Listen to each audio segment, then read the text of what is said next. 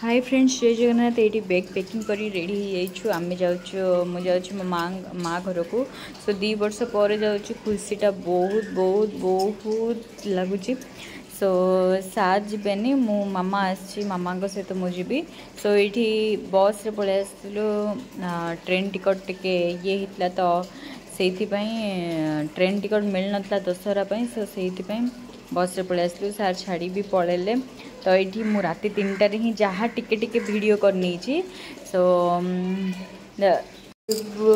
बस रे बस नी यहाँ 14 वर्ष पर ही बस रे बस आम रायगड़ा आसी पहुँचलु। मुझे जहाँ भी टिके निके वीडियो कर दी कारण नाइट रे किसी देखा जीवनी। सो माने भाईना पलि आसते आमको पिकअप करने को। तो पिकअप करके आम घर को भी पहुँची गलु। तो 5टारे गाड़ी माने बस लगेदेला आम पहुँची गलु घर। माने 2 वर्ष पर देखिए केते खुशी लगुच।